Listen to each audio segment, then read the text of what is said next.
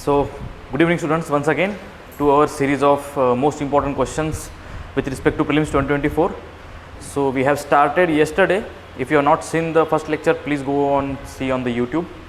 We have uploaded it and we'll stick to it and we'll start with the polity. Okay. So, yesterday we have covered few lectures of polity, few topics of polity, for example historical acts, pre-independence acts. Then we have done with preambles. These two topics are being done. Now we will deal with features of the Indian Constitution, and within features we will see union territories and citizenship. A part of citizenship we will study in our current affairs class. So as I have already told you, we have bifurcated this most important part of polity in two sections. One is the recurring questions that are being asked in UPSC since last few years, and second part is the current affairs part. So current affair part we will deal after this recurring topics. Okay. So please be attentive here. So yesterday we done with historical underpinnings and preamble. Today we will start with features of the Constitution. Just a second, think.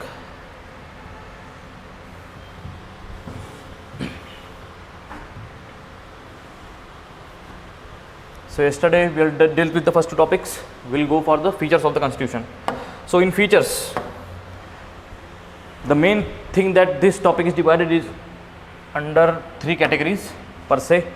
So first is source of the Indian Constitution from various sources that we will see in the questions itself directly, and then the federal and the unitary features. So you might know what are the federal features of the Constitution. So basically what are the federal features? Federal features which will ensure that India is a federal system, that federalism is the basic structure of the Constitution as per S.R. Bommai case. So what are the federal features? First is dual government. We have dual government, state and union. Then second is supremacy of constitution. Supremacy of constitution. Written constitution. Constitution should be written. Next is division of powers. Division of powers. Powers are divided, as we know, state lists, federal list, union list, and these lists are mentioned in the Constitution. They cannot be unilaterally changed. Okay. So, and the next is independent judiciary. Independent judiciary. Now, what do you mean by independent judiciary? Independent of the executive. Okay. So, these are the four features of the federal features which are there to be known. And what are the unitary features of Indian Constitution? If we see the unitary features, for example, Article 1, we say union of states. If you have done your polity, you should know that India is a union of destructible states. Okay, indestructible union of destructible states. So it is a kind of unitary statement. Then if we go on further, single citizenship is a kind of unitary feature. In India we only have single citizenship. In US we have citizenship of the state as well as the country. Then integrated judiciary. Integrated judiciary. For example, district courts, high courts, Supreme Court, they are integrated. We can go from appeal via appeal from one court to another court. It's an integrated judiciary. This is example of unitary feature. Again, there are few examples. For example, constitutional bodies, Election Commission of India, which is a unitary feature. Then UPSC is a body. Then there is CAG. These are all unitary features. Okay. There are few more also. We will see them in the questions. And the sources also we will see in the questions. Okay. So we will go in questions now, because we see that these features of the Constitution are being consistently asked in the UPSC since past few years. Okay. So consider the following features of the Indian Constitution. Which of the above are federal features? Already we have seen what are the federal features. So this is an easy question. Rigidity of the Constitution, integrated judiciary, division of powers, and supremacy of Constitution. So in this case, for example, federal features. Supremacy of Constitution, of course, Constitution has to be supreme. Division of power, we have already seen. Integrated judiciary, this is incorrect. Independent, integrated judiciary is example of unitary feature. Okay. Rigidity of constitution, Yes, we can say that constitution can be rigid. For example, US constitution to be changed is quite rigid to do that. So we can say that it is one of the feature, okay, but it's not the most important feature, okay. So this can be treated as right answer in this question. So answer is 1, 2, 3. Sorry, 1, 2, 4. So basically now the answer key, you should know each and every statement, as you all know since 2023 paper. You should, irrespective of the options, you have to see each and everything in the statements, okay. So 3 statements are correct. Next, DPSPs were adopted from the Russian constitution.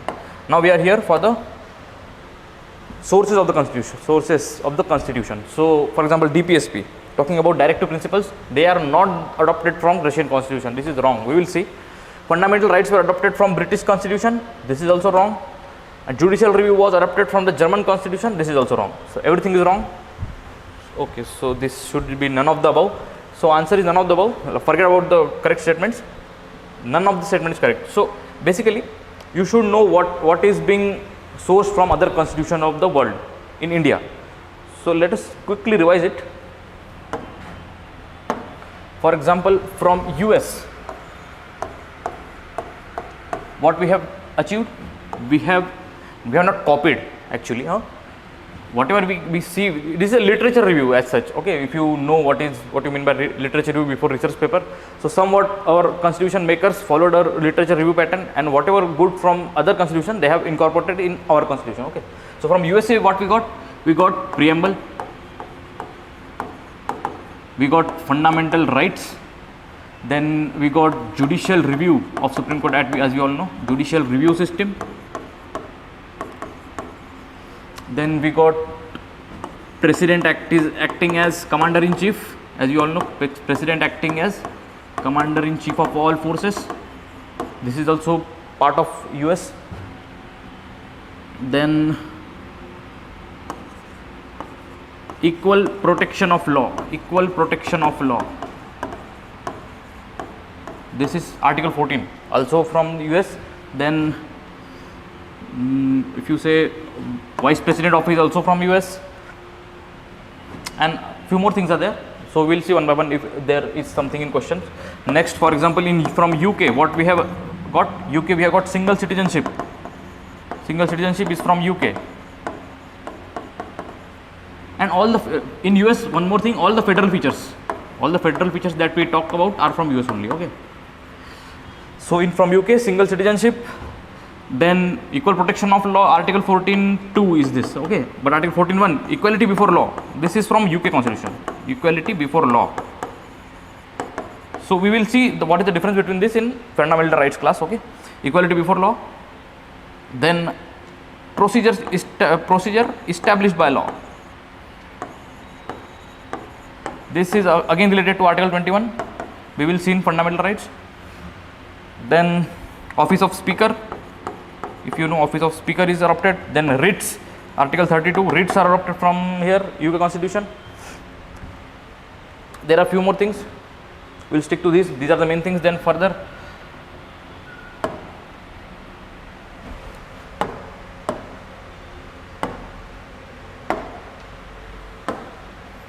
okay, so US done, UK done. Then we have Canada. The main thing from Canada that we have got is unitary bias. If you know, we have more subjects in unitary list. For example, more than 90 subjects. State list hardly have 59, 58 subjects, okay. So unitary bias is from Canada, that is Schedule 7 of the Constitution, Schedule 7, distribution of powers, okay. Then from France, what we have got? We have got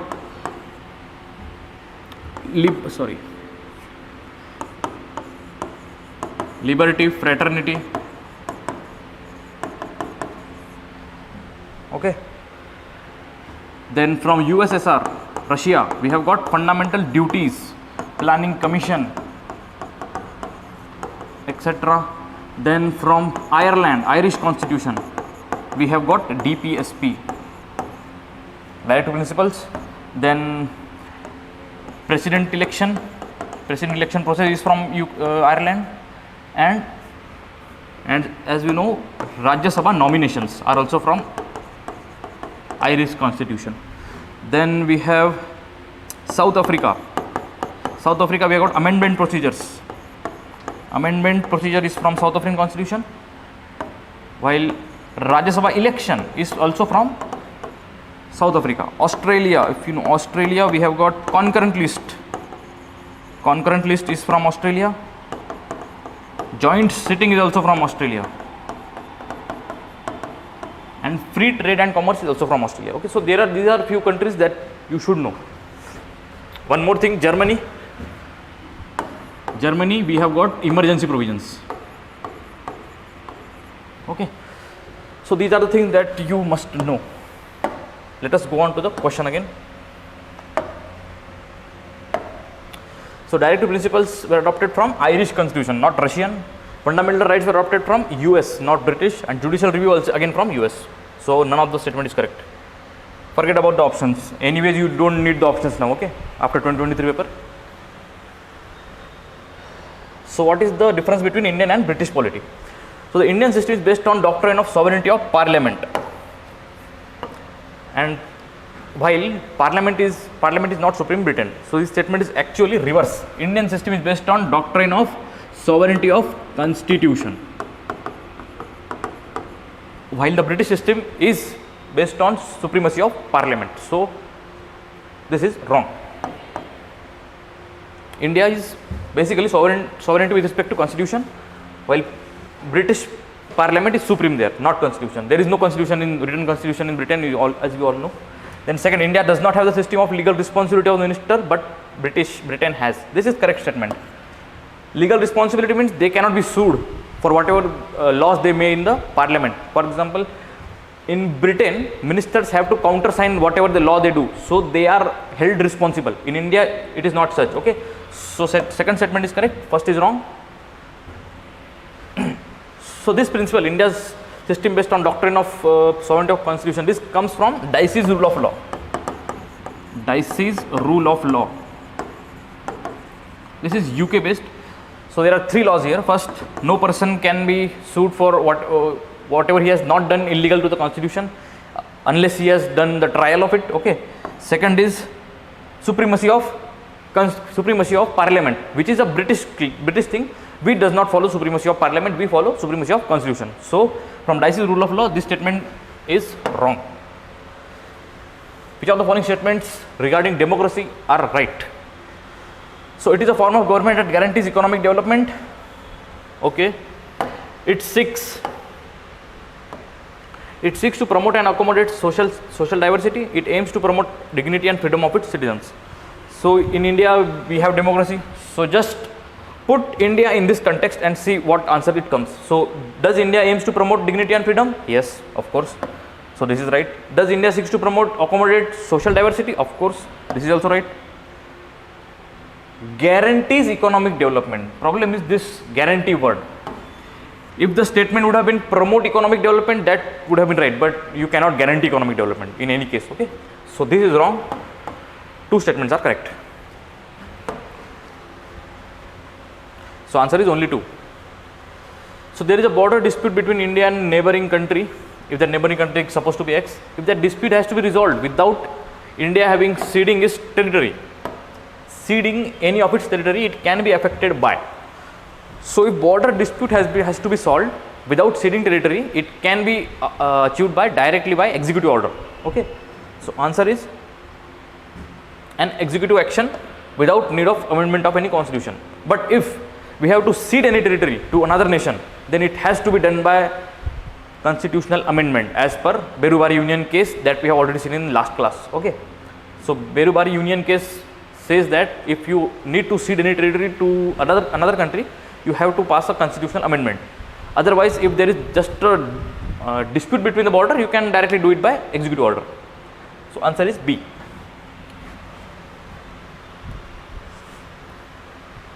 The expression Union of States under Article 1 of the Constitution includes which of the following? So Union of States. What is Union of States? As this is just the provinces. Okay, territories of the state. This is the answer. Only the states. If I say union territory of India. There are two statements here. For example,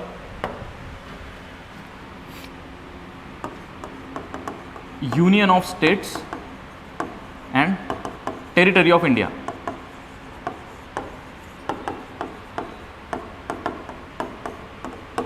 So Union of States means only territory of the states. When I say territory of India, it will mean territory of the state, territory of the union territories, and territories that may be acquired by the government. So these three options are correct for what? Territory of India. For Union of States, only one option is correct, that is territory of the state. So answer is only one. Consider the following statements about part 4 of the Indian Constitution. Okay, so part 4 means fundamental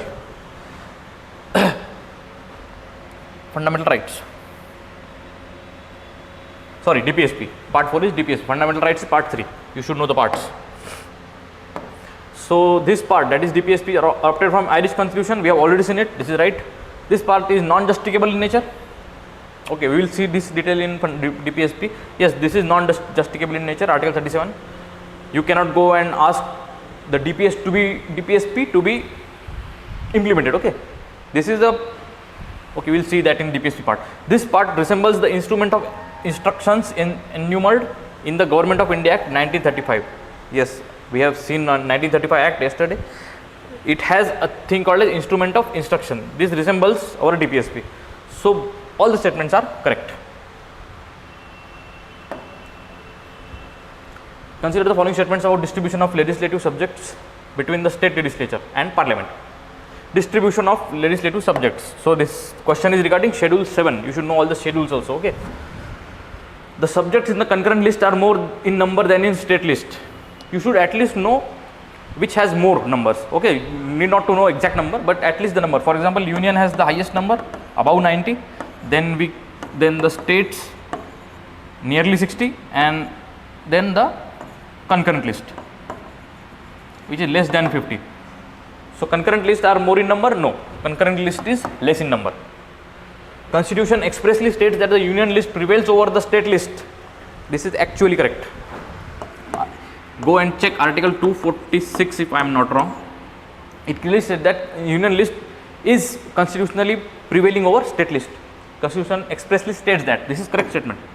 Power to legislate on any matter not listed in any of the three lists lies with the union parliament. This is also correct. Anything which is not mentioned in any of the list, it will by default will go back to the union list. Okay, but whatever is not in any list will go in the union compartment. So two statements are correct. First is wrong. 7th schedule. So over the years, subjects under state lists have gradually reduced. This is the correct statement. If you seen past few decades, there have been few subjects that have been deleted from the state list. For example, forest now is in concurrent list. Sarkaria Commission recommended that all residuary powers must be remained with the parliament. So Sarkaria Commission was one of the commission, very famous commission, majorly talked about in the sense of governor's appointment, but there are a few other recommendations also, one of which is residuary powers. So according to Sarkaria Commission, all the residuary powers should be in concurrent list except one. All should be in concurrent list except one, that is taxation. Anything related to taxation which has not already been mentioned in any of the list, that should be in union list. Everything else should be in concurrent list. So Sarkaria Commission recommended that all residuary power must be not with the parliament, with the concurrent list except taxation part, which should be in union list. Okay, so this is also wrong. This statement is wrong. First is right. Answer is only one only. Consider the following statements about special category status given to certain states in Indian Constitution. What are special category states? These are states mentioned in Article 371 of Indian Constitution. For example, if I have to write Maharashtra, Vidarbha area, Gujarat, Saurashtra, this article mentions all these states. Okay. Then we have Nagaland. Then we have Manipur, Assam, Andhra Pradesh, Telangana, Karnataka, some part, Hyderabad, Karnataka, Goa, Arunachal Pradesh, Mizoram. These are the states mentioned in Article 371 which have special category status given to it by the Indian Constitution. They are mentioned in the Constitution. So Indian federalism is in the nature of asymmetrical federalism. So this special category states have special powers also to its governors regarding law and order, development, etc. So this is a kind of asymmetric federalism. There is a asymmetric federalism. For example, asymmetrical federalism, there are two examples of asymmetric federalism in India. First is allocation of Rajya Sabha seats to states which are not equal. Okay, Rajya Sabha seats are different for different states.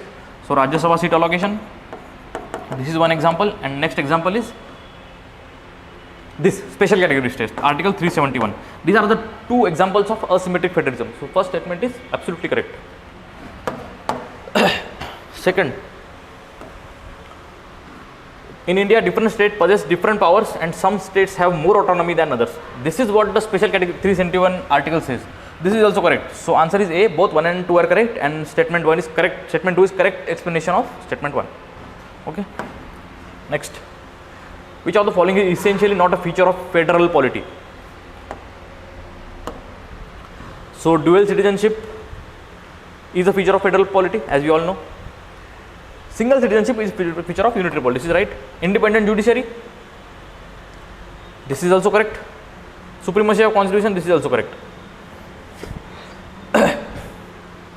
So problem is with rigid constitution. As we have seen in the first question, I said rigid constitution is one of the feature of federal system, but unitary feature can also be made rigid. For example, if India we amend the 368, if we amend 368 article and make it rigid, it doesn't mean that India is not a federal country. Okay? So this can, now we don't have any option here of 1 2 3 4 1 2 3 all of the above. If there was an option of all of the above, then I should have gone for all 4 are correct. But since I have to get one wrong here, so I will choose rigid constitution. Okay. Next, consider the following statements about the system of government in India. Parliamentary form of government in India ensures strict separation of powers among the legislature, executive and judiciary. Strict separation of powers again between legislature and executive is a feature of federal system which is not followed in India. Okay, we don't have a strict separation of power between legislature and executive. There are some overlaps. So this is wrong statement. And adoption of parliamentary form of government in India is based on the belief that this would be responsible. Yes, so we call it as responsible form of government. Every parliamentary form of government, we call it as a responsible government. This is correct. Representation of responsible means parliamentarians are, for example, minister. They are responsible for the collectively responsible to the Lok Sabha, individually responsible to the president. Representation of diverse group is an advantage of parliamentary form of government. This is also correct. Okay. So answer is only 2 statements are correct.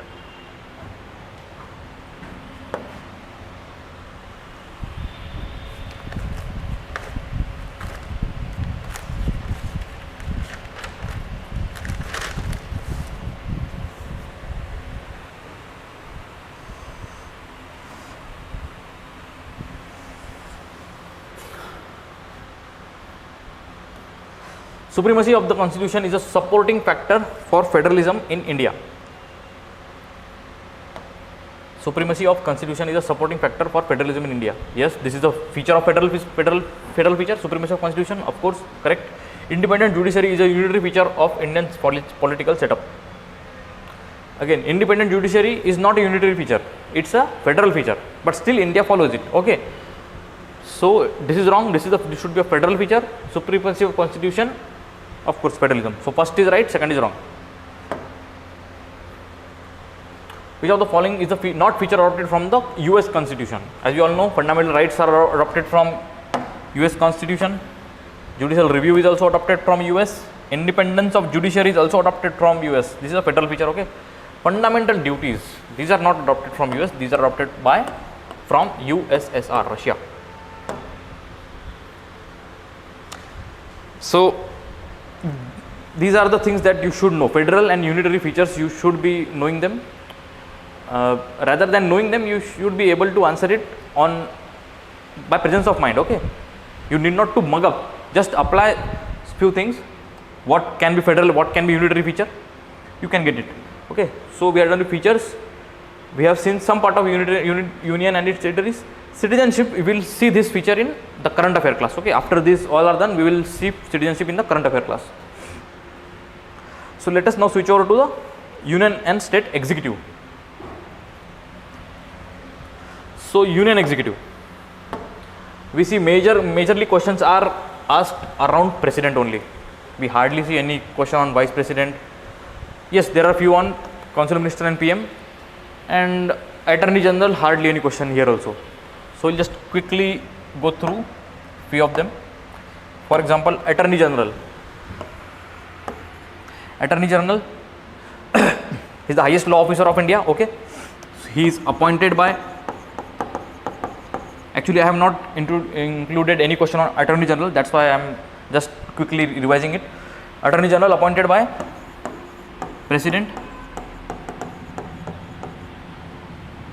He appointed by president, he works in the office till the pleasure of president. His salary, condition of work, etc. is also done by president. Then if he wants to resign, he will resign to president. Okay, and what is the qualification to be attorney general? He needs to be eligible for being a Supreme Court judge. Okay, that's the only qualification here. Similarly, advocate general in states, everything is done by the governor. Okay, so that's attorney general. Next we will see president. President is the most important part here. So article 54 deals with electoral college of president. So who elects the president? Only elected members. Only elected members of Lok Sabha, of Rajya Sabha and MLAs, that is state legislative assemblies, not legislative councils. Okay, only these three elected members, not nominated members, only these, from these three houses, elected member will be electing the president. In what way? In indirect manner. Indirect manner means proportional representation. Proportional representation with single transferable vote. Single transferable vote. Generally, most of the indirect election in India happens as per proportional representation and single transferable votes. We have to fill up the preferences and the vote get transferred one by one in a sequence. Okay, so that's not important, the process, just you know proportional representation and single transferable vote. That's how president is elected. President is not directly elected, indirect election. So there is a few things regarding, actually the values of all the votes of MLAs and values of all the votes of MPs are calculated, then whoever gets maximum value will win the election. So this question has been asked in 2023. So you just know what is the value of vote of an MLA.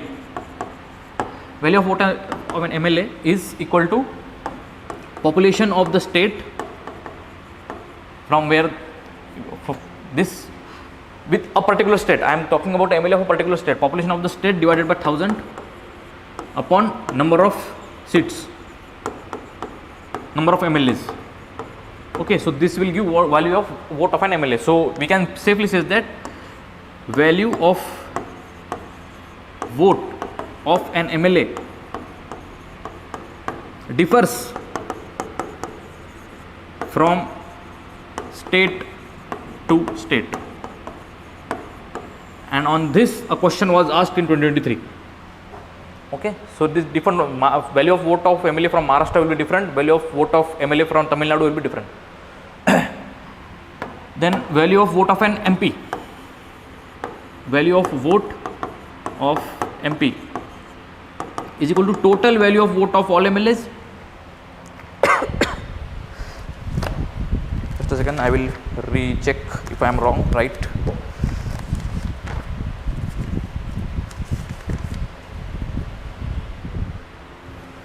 So total value of MLAs, if we calculate total value of MLAs upon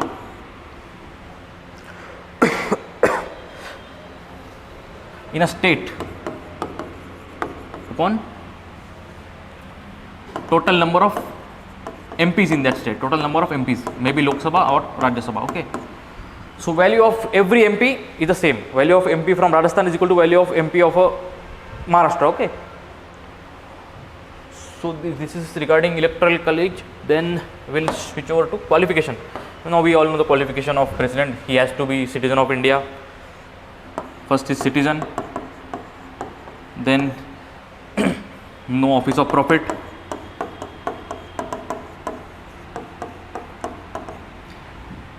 Then next is he needs to be eligible for Lok Sabha, but 35 years of age.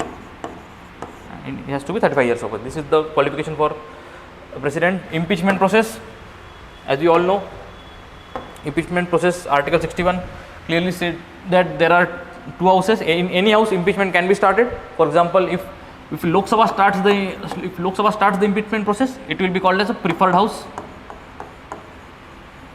Preferred house. If the process starts in Lok Sabha, it will be called as preferred house, and the next house will be called as investigating house.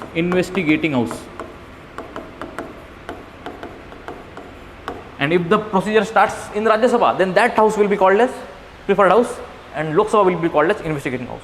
So in Lok Sabha, at least we need 14 days notice, and 1/4 member should sign the motion.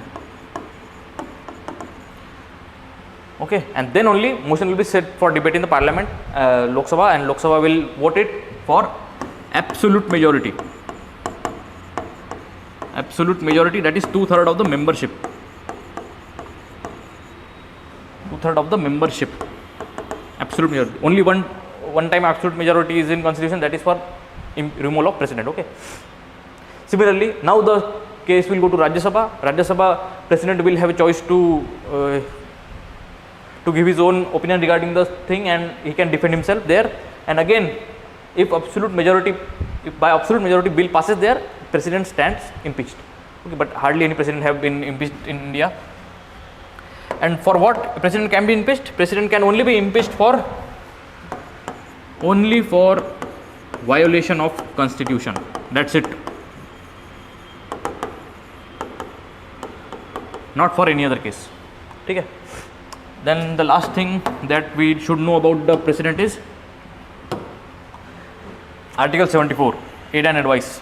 So in original constitution, Article 74 was simply saying there should be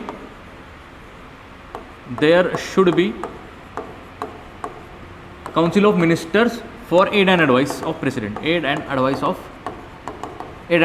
to the president. There should be Council of Ministers for aid and advice of the president. But then 42nd Amendment Act, 42nd Constitutional Amendment Act clearly stated that President shall act. They introduced the word shall act according to the aid and advice given by the Council of Ministers. So made them mandatory. Okay.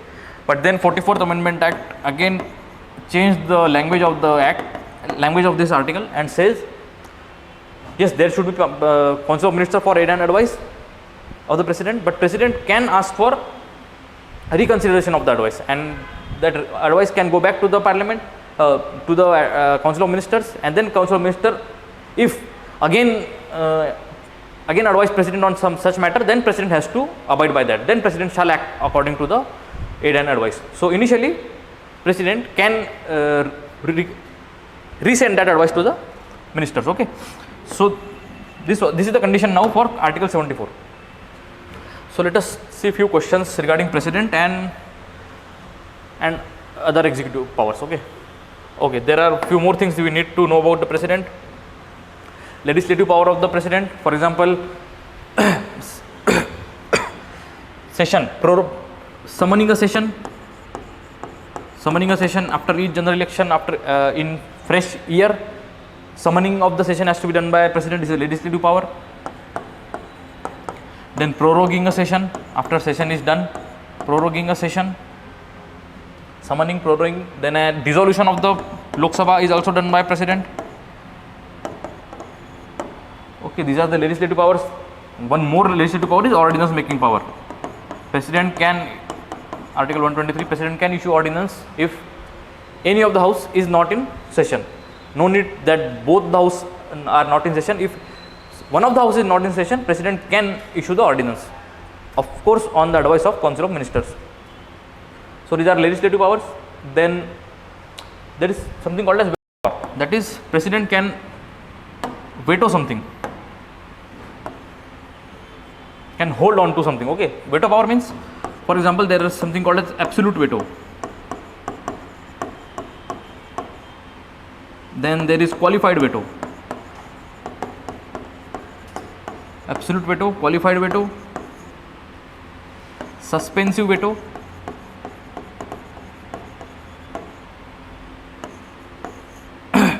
and there is pocket veto. Absolute veto means president can directly say no to any bill. Okay, that's absolute veto. So in India, president has these three vetoes: absolute veto, suspensive veto, and pocket veto. India does not have qualified veto. What do you mean by qualified veto? For example, in US, let us say India, if India had qualified veto, what would have happened? So firstly, if a bill has been rejected by president, it goes back to the parliament. Parliament by a special majority can again pass that bill, and then president cannot do anything. So that is called as qualified veto. So first time, okay, president has cancelled the bill, but if it is passed by higher majority, next time then president cannot do anything. This is not the case in India. President in few cases can go for absolute veto. We will see in questions. President in few cases can go for suspensive veto. For example, Article 111. It says that president can send the bill for reconsideration in parliament, but if parliament sends it back again with or without such recommendation, president has to abide by the Council of Ministers. Okay, so this is a suspensive veto that president have in India. We will see in some questions. And pocket veto. Pocket veto means that the language of the constitution is such that, for example, a bill goes to president. President have a power to either hold the bill, either send the bill back to the parliament, if it is not a money bill, of course. But to give his assent, there is no time limit. He can stay on that bill for whatever time it takes. Okay, so that is called as pocket veto. He can put the bill in his pocket. It is written as soon as possible. Okay, so that is pocket veto. Then there are some executive powers. All the executive powers are in the name of president only. There are nominations done in Rajya Sabha, Lok Sabha. Then various offices are also appointed by the president. For example, election commission, UPSC members are also appointed by the commission. Judicial powers, pardoning powers we will see in the questions. And there are some discretion of this. This is the important thing: discretion of president. What president can do on his own discretion, not on the basis of the Council of Minister advice. Okay. So Article 74, as already, this is on advice. Advice given by Council of Ministers.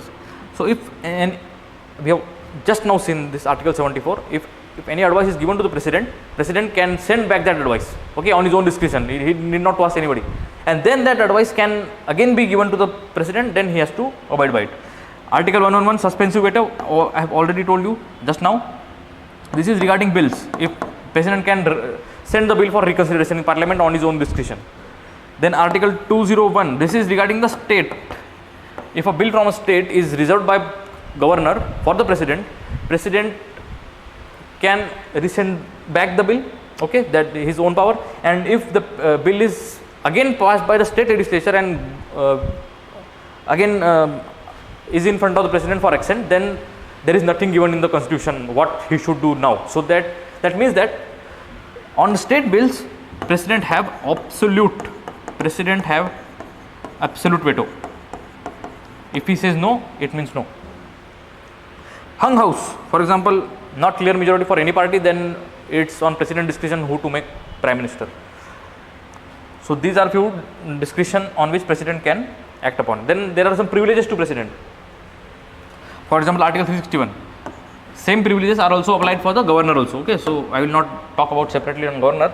So president and governor, what are the privileges? First privilege is that no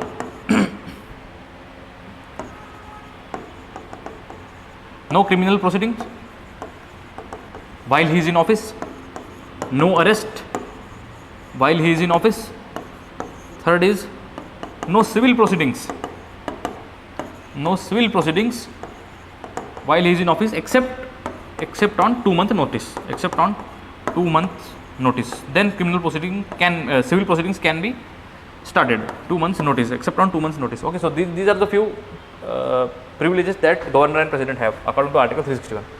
So let us move on to some questions with reference to election of the president in India. The value of vote of MLAs varies from state to state. Already seen. Yes, this is a correct statement.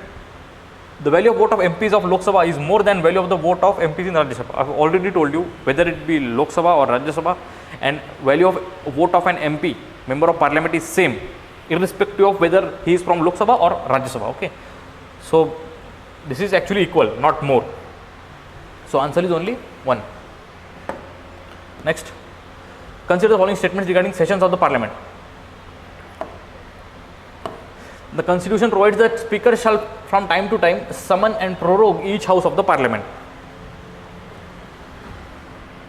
So there are few things here. For example, how the parliament works, there are certain things. For example, first is proroguing. Prorogue a session,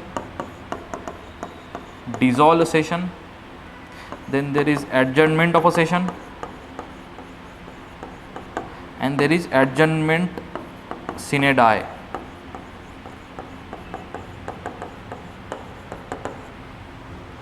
Prorogue means session is completed, session will end here. For example, last day of the session of budget session, for example, last day of that session will be prorogued. Who will prorogue the session? President, not the presiding officer, not the speaker or chairman. It will be president who will prorogue the session. And the gap between two sessions, for example, winter session and budget session, the gap is called as recess. Dissolve, as you all know, dissolution can only take place in Lok Sabha, and this is again done by president only. Adjournment means ongoing session can be stopped, okay, for a certain time. Time will be decided, certain time within which the session will again restart, okay, that is called as adjournment. This is done by the presiding officer.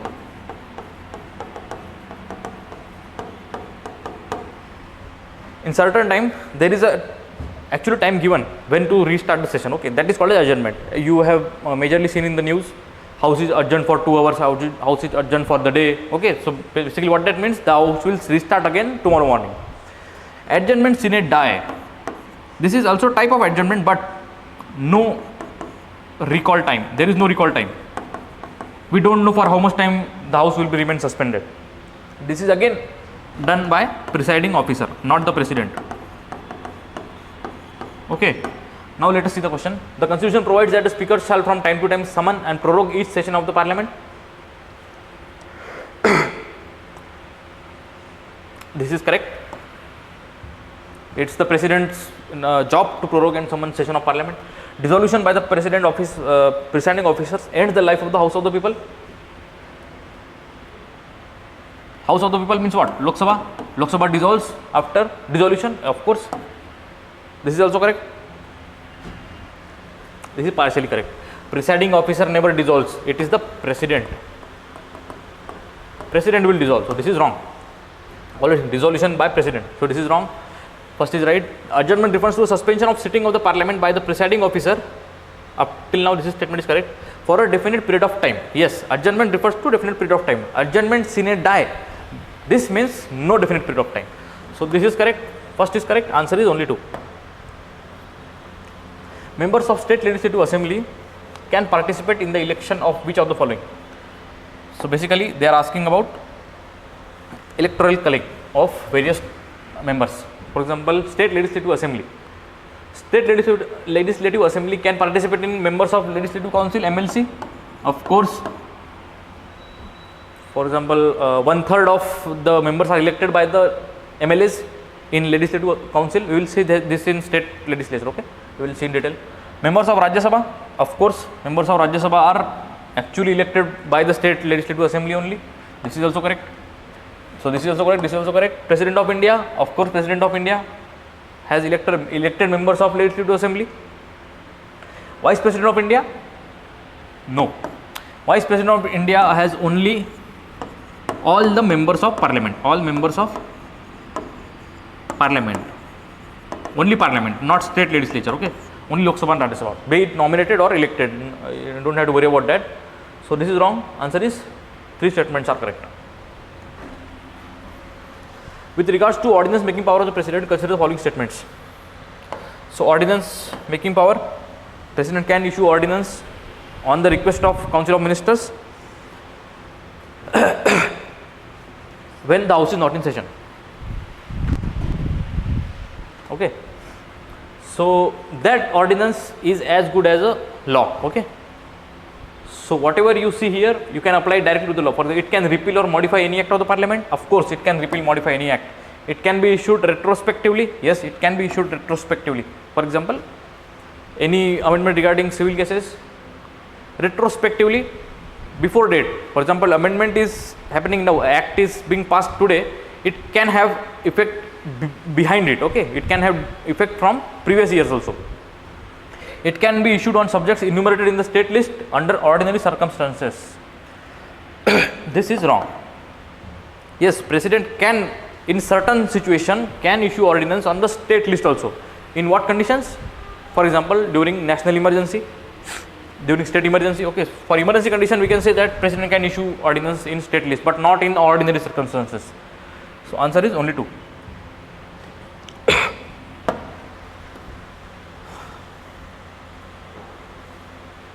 Consider the following statements. The president shall make rules for the more convenient transaction of the business of the government of India and allocation of the among the ministers of the state business. This is actually correct statement as it is copied from the constitution. President shall make more convenient transaction of the business. All executive actions of the government of India shall be expressed to be taken in the name of Prime Minister. Of course, this is also correct. Sorry. All executive actions are in the name of president, not prime minister. Okay, he is the head. All executive actions in the name of president, not prime minister. This is wrong. Answer is only 1. Next, which of the following statement describes delegated legislation? What is delegated legislation? You know, when the parliament passes any law, that law or legislation is in a rough format, it is in a not in a detailed manner. So that detailing of all that legislation is called as delegated legislation. It is delegated downwards. Towards whom? Towards, of course, the executive, permanent executive, that we call this the officers of the, for example, IS officers, secretaries. So delegated legislation, the Rajya Sabha authorized the parliament to make law on subject enumerate. No, this is not the answer.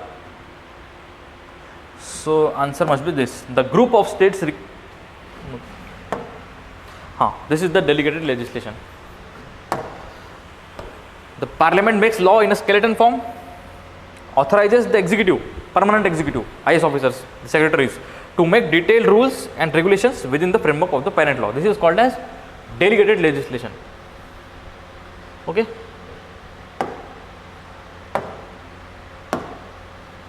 Next, which of the following are the restrictions on the territorial jurisdictions of the parliament? So president can amend an act of parliament for good governance in Ladakh. So Ladakh is a union territory and president can amend any act of the parliament. Yes, this is correct. President can direct that act of an parliament is not applicable to schedule area. So the second statement is talking about schedule 5. So schedule 5, in schedule 5, any act of state or parliament is not directly applicable unless governor says so. Okay, if governor says, after governor making some modification, then that act can only be applicable to the scheduled areas.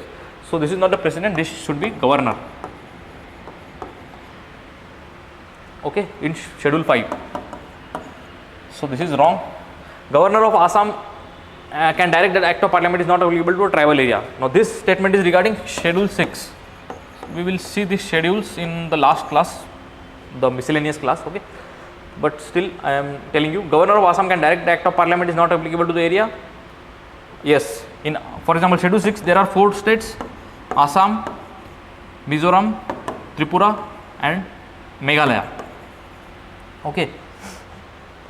So in Assam only, governor of the Assam can direct the act of parliament is not applicable to the tribal area. For example, act of parliament is only applicable after governor has modified that act according to the Assam. In other 3 states, it will be the president who will direct that the act of parliament is applicable or not. Okay. So in Assam only it is followed by governor, in other 3 states it is president. So this is correct. So 1 and 3. We will see these schedules in last class. Don't worry about it. Consider the following statement regarding parliamentary form of government. The minister operates on the principle of secrecy of procedure. Yes, there should be secrecy of procedure. There is oath of secrecy for all the ministers. Only minister takes oath of secrecy. If you know the schedule 3 of the constitution, schedule 3 talks about oaths. Only the secrecy oaths are only taken by the ministers, no one else. So of course they operate on principle of secrecy. Ministers are members of both the legislature and the executive. Of course, they are members of both legislature and the executive. That is why we see there is no watertight separation between these two, legislature and the executive. The prime minister is the leader of council of ministers. Of course, he is the leader. So all the 3 statements are correct. Which of the following may be considered as the merits of the presidential system? So what are the merits? By logic, what will the merits? Wide representation? No. Actually in presidential form of system you will generally vote for the president only. Otherwise, this is the wide representation is the advantage of parliamentary system, not the presidential system. We have reservations for SC, ST and now women also. So there is no such thing in presidential form of government. Okay. So wide representation is in parliamentary form of government. Then stable government, of course it's a stable government. For example, in parliamentary system, if house is dissolved, if there is no confidence motion being passed in the house, it can get dismissed. So parliamentary government is not a stable government if we compare it with the presidential system. So this is wrong. There is no wide representation. Yes, it is a stable government based on separation of powers. Of course, strict separation of powers between legislation and executive. And responsible government? No. We call parliamentary government as responsible government. We all know president is not responsible for the acts in the legislature of US. Okay. In India, prime minister is responsible, but in US, president, who is the executive head there, is not responsible. So responsible government means parliamentary form of government. So this is wrong. This is wrong. Answer is only 2. Consider the following statements regarding the parliament. The total number of ministers, including the prime minister in the council of ministers, shall not exceed 15% of the total strength of the parliament.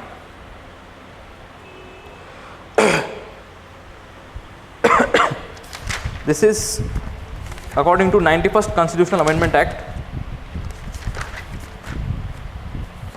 According to 91st Constitutional Amendment Act, yes, Prime Minister, Council of Ministers shall not exceed 15% of the total strength of not Parliament, only Lok Sabha. Okay, so this is wrong. Prime Minister shall make rules for more convenient transaction of business. No, this is a president. We already seen in previous question. So this is also wrong.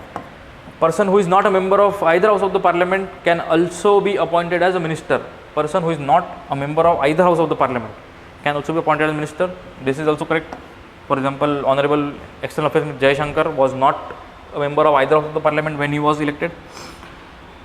So answer is only 3. Forget about the options. Anyways, you will not need the options now as per 2023 paper. Only 3 is correct. The ministers are collectively responsible to both the houses of Parliament. No, ministers are collectively responsible only to Lok Sabha, lower house, and individually responsible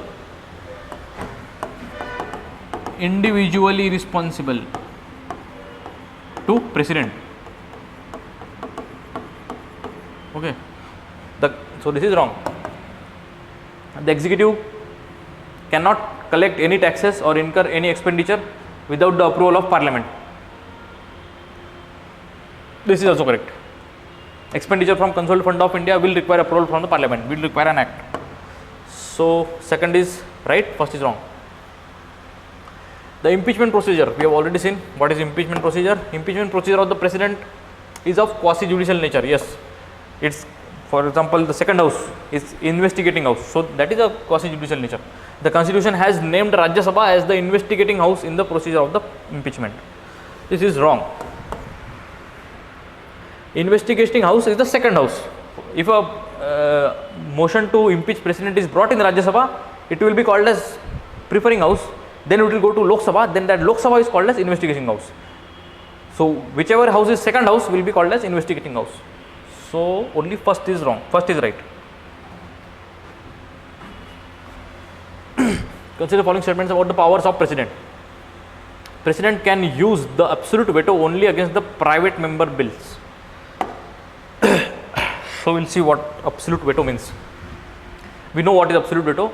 So where president can be, absolute veto can apply, means direct rejection of the bill, something like that. So absolute veto for president can be applicable in few conditions. For example, yes, private member bill is one of the case. Who is private member? Private member who is not from government, who is not a minister. He can be of the ruling party, but not the minister. Okay. For example, now ruling dispensation is of NDA. He can be a member of NDA, but not a minister. He is also a private member, and anyone from opposition is also a private member. Second, absolute veto can be against an outgoing government. For example, government is about to get dissolved, then also absolute veto can be used by the president. And third, in case of state bills, if a bill in a state is reserved for the consideration of president by the governor, president can actually reject that bill. Now this absolute veto of the state bills, again, it is not the discretion of president, it is based on advice by the council of ministers. Okay. So absolute veto only against private member bills is wrong. There are few other conditions also. So this is wrong. President can use the suspensive veto on his or her discretion. This is correct. This is one of the example of discretion, suspensive veto, as we have seen in the introduction. Answer is 2 only. Role of the Prime Minister in India. So it is the Prime Minister's constitutional duty to communicate all important decisions of the Council of Ministers to the President. Of course, this is written in Constitution. Prime Minister is the head of both Council of Ministers and Cabinet. Yes, Prime Minister is the head of all Cabinet committees. This is wrong. Cabinet is not head of the all Cabinet committees. How many Cabinet committees are there? There are 8 Cabinet committees. 8 committees. For example, Committee on Political Affairs, Committee on Political Affairs, Committee on Economic Affairs, Committee on Appointment, Cabinet Committee, I am talking about Cabinet Committee, Committee on Appointments, then Committee on Investment and Growth, then Committee on Skill Development and Employment, and 6th Committee on Security. These 6 committees Prime Minister is heading. Prime Minister is the head of these 6 cabinet committees. The other 2, that is Parliamentary Affairs and Accommodation, this keep changing. This is not, the President is not head of these 2 committees. For example, now I think Home Minister is the head.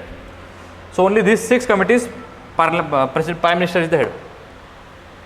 So these are cabinet committees. Cabinet committees, these are not mentioned in Constitution. These are not in Constitution. These are extra constitutional bodies. Okay. So only 2 statements are correct. Okay, so we have completed union executive. Now we will see state executive. State executive, the most important thing is governor. Governor is the most important thing here. Governor, for example, what is the eligibility of governor? Of course, citizen of India and 35 years of age. That's it. Not much in it. Governor, the appointment of governor is done by central government, president, on the advice of council of ministers. Okay. So governor as per se is not a office under union parliament. No, it's a separate constitutional body. Okay. So there are few things about governor that we will see in the questions. CM, council of ministers and advocate general, these are parallel to the prime minister and the attorney general. So we will not go detail in this.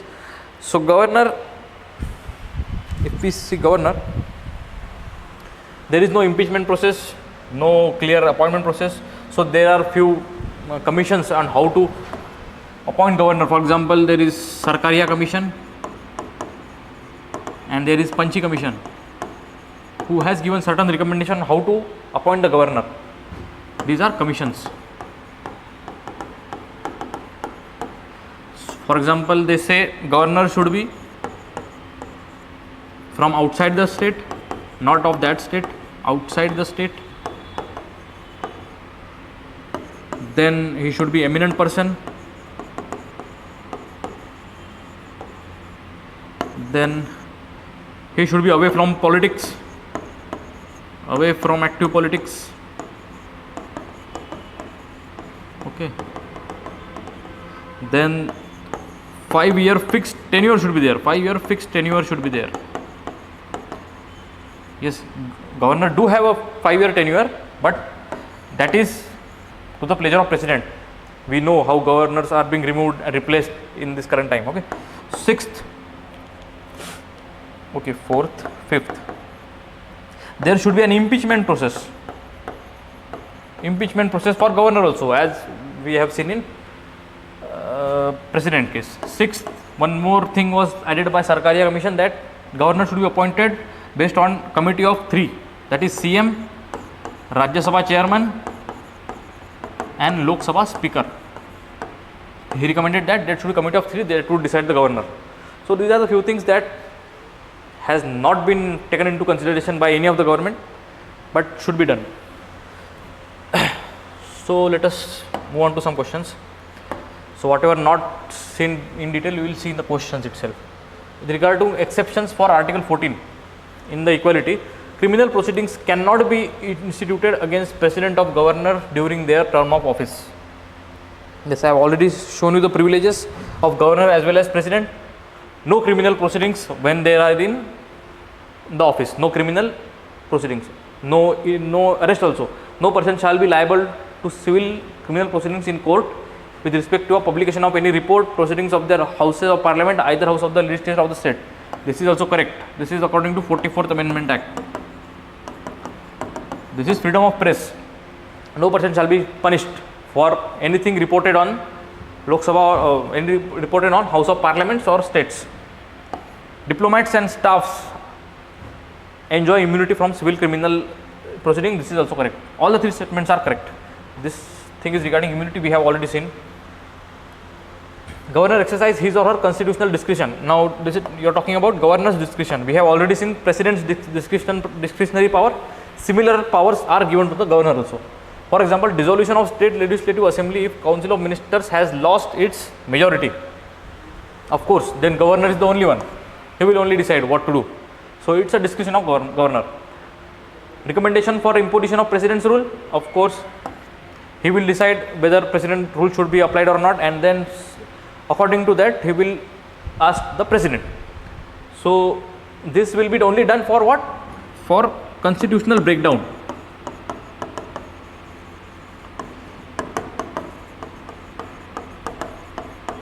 Only for constitutional breakdown state emergency can be applied. Appointment of chief minister when no party had clear cut majority, that is hung assembly. This is also discretion of the governor. Seeking information from the chief minister with regards to administrative matters, this is also discretion of the governor.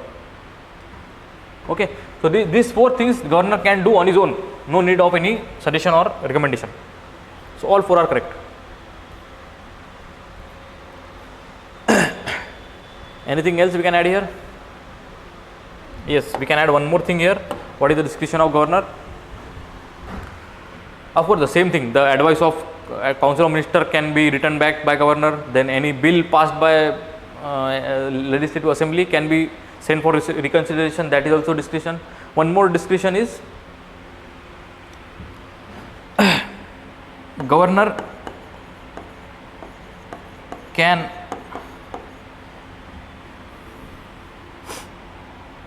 reserve a bill of state for recommendation of president. This is also a discretionary power of the governor.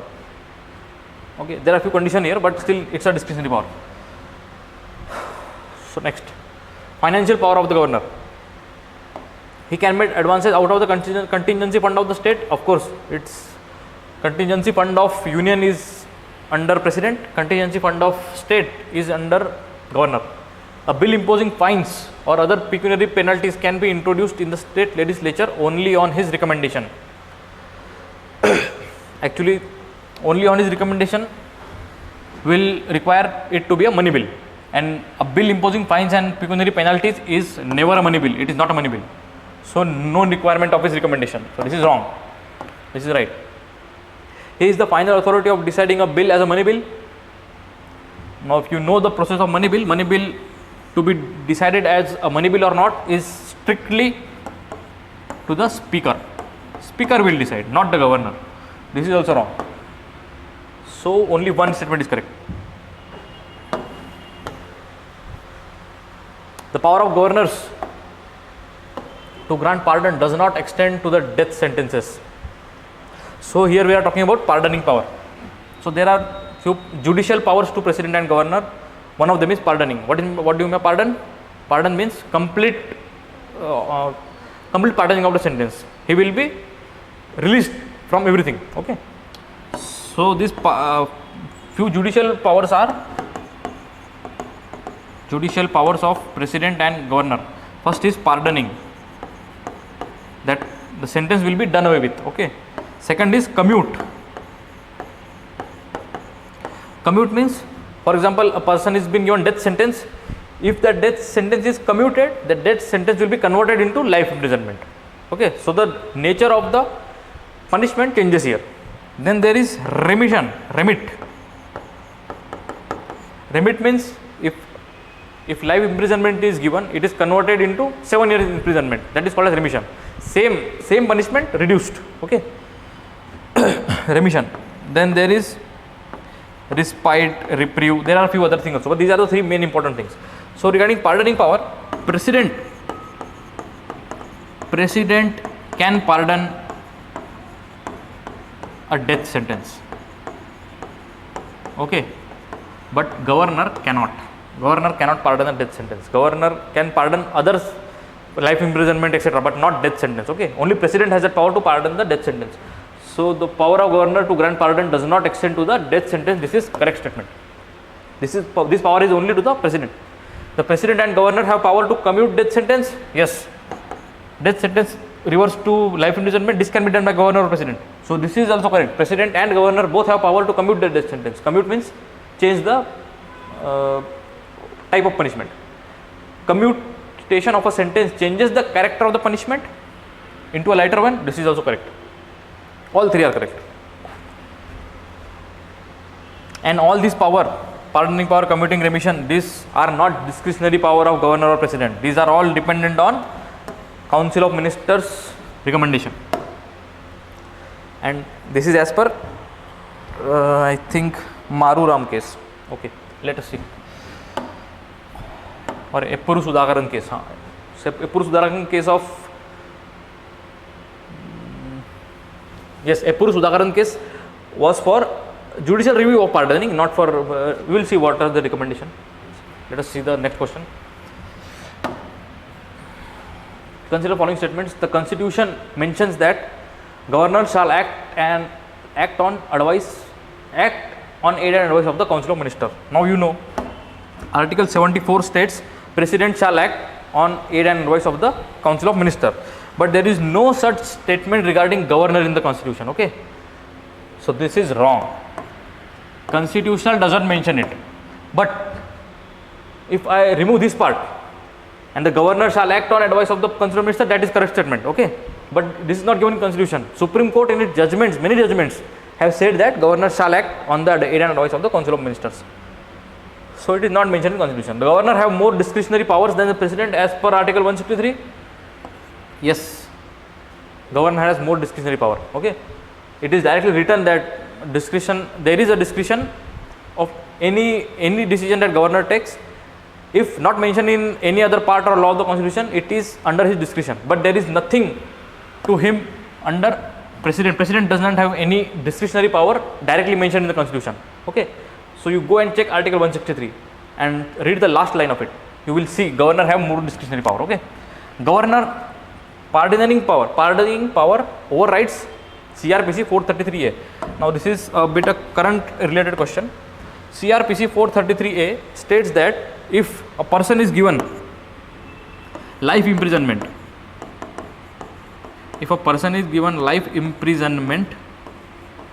then you cannot pardon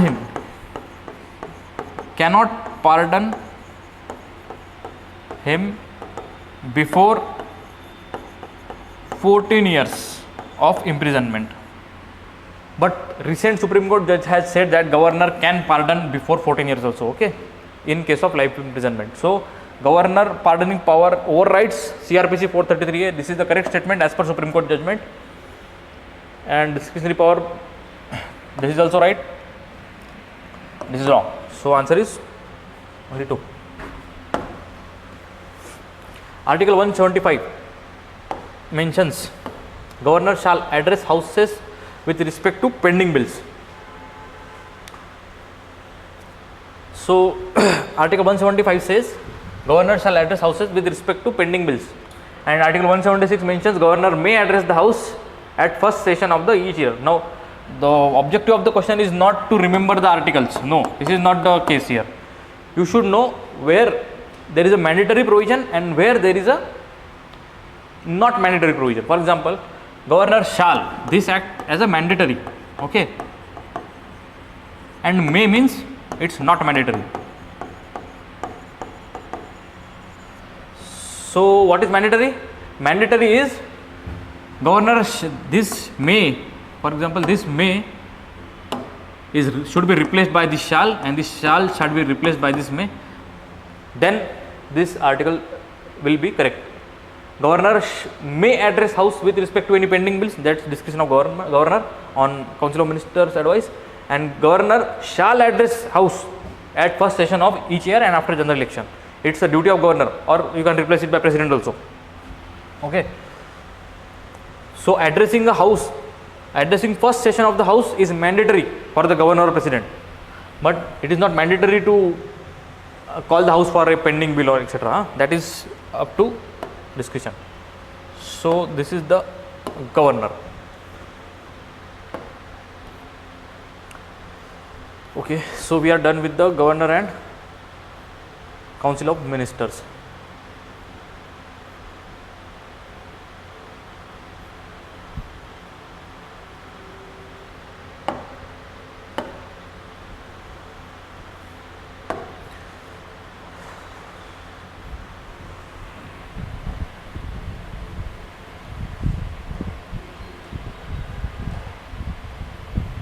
Okay, there is one thing that I have not mentioned here.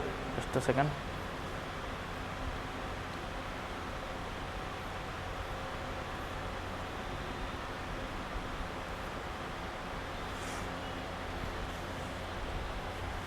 Here we are in the state executive.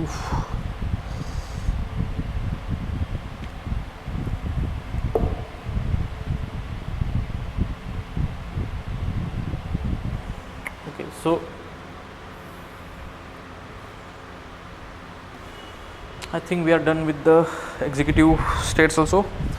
So for time being, you should know Major things about union and state executive is you should know about the president and the governor. That is the most important thing. Okay, council of minister and CM, PM, that is secondary, but main thing is governor and the president. Okay.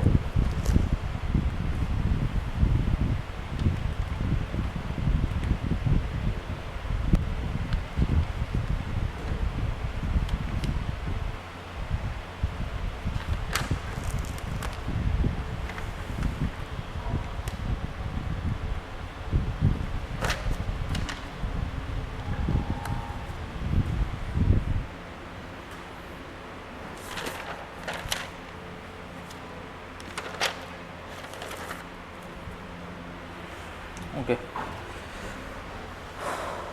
so this is okay. Just few things.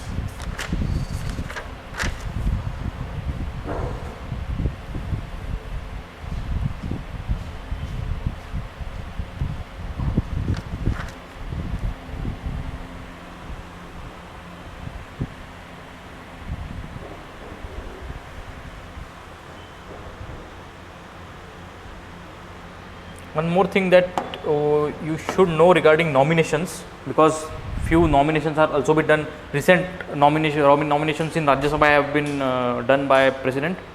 For example, Honorable Member of Parliament Sudha Murthy is now a Rajya Sabha member. So it's a nomination. So how nominations are based on what? For example, if I go in, so for nominations. Nomination in legislative assembly. Nomination in legislative assembly by governor. And these nominations are as per based on what? Based on the work of the people in following areas.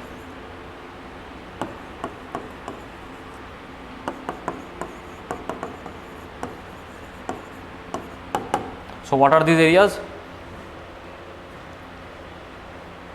Literature, science, art, social service. Okay, so these are the, and one more thing is cooperative movements.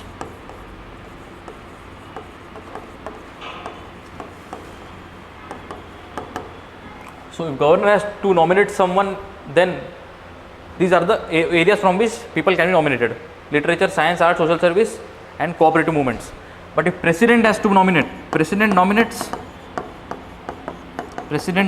members in Rajya Sabha, then same literature, science, art, social service, but there is no mention of cooperative movement. Okay, cooperative movement is only mentioned in state legislature nomination, not in Rajya Sabha nominations. Okay, so this is one more thing. Then there is one more thing regarding president and governor, regarding their oaths. Okay, so as you know, oaths mentioned in schedule 3. Not all. Let me remove this. So for example, oath of secrecy. Oath of secrecy is taken only by ministers. Oath of office is taken by everyone, every member of parliament and everyone who is in the position of government. Okay, every member. Then oath to defend the constitution. To defend the constitution of India is taken only by president and government. President and governor. To defend the constitution of India, this oath is only taken by president and governor, no one else. And further, there is one more oath that only governor and the president takes, that is to devote oath to devote oneself in service of people and well-being of people. Okay, service and well-being of people of India.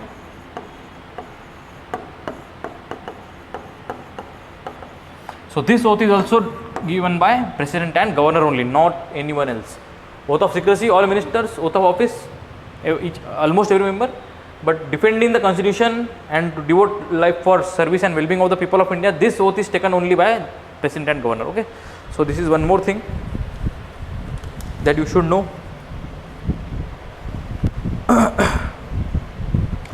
Okay, I think we are done here.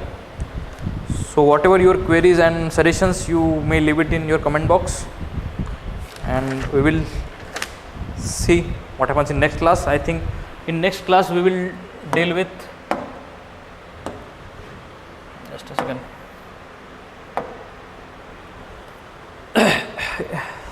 So yeah, we have CSC batch starting soon. Please contact the department in Aakar Foundation. Okay, so in next class we will deal with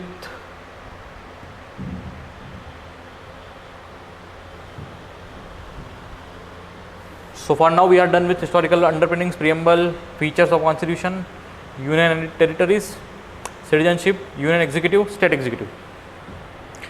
So left is in tomorrow class we will see parliament and state legislature. Okay, this will be done in tomorrow class. In next class we will try to complete till this Supreme Court, High Court, fundamental rights, etc.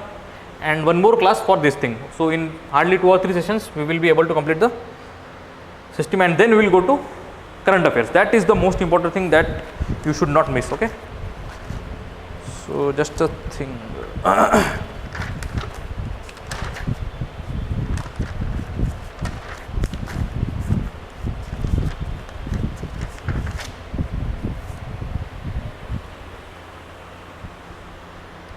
So in this union and territory, there is one thing that I have not mentioned that you should know because it is in current news. It is Article 3.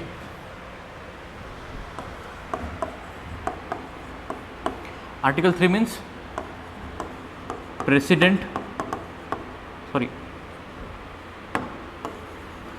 Parliament by law can change area of the state,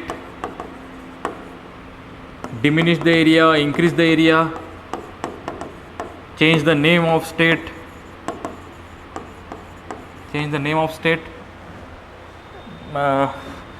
convert state into union territory into state, or combine few union territories into state, break a state into union territory.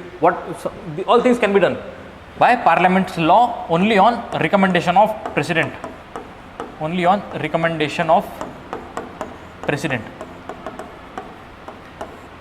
Plus there is also a clause for asking the state governments, but this is not necessary. State government can also give their suggestion, but this is not necessary. Okay, recommended by president, this can be done. Whatever done in this case is also of course a constitutional amendment, but this is not under 368. This can be done by simple majority. Okay, so from this we can clearly state that India, as I have said in the first few minutes of the class, that India is a indestructible union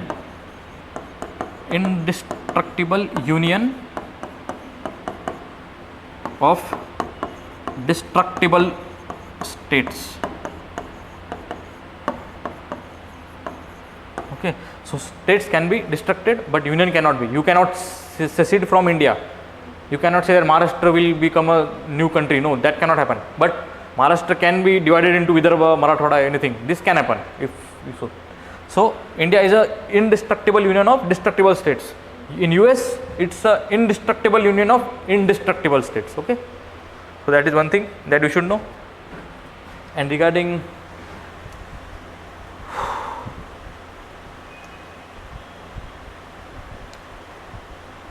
Yeah, that's it.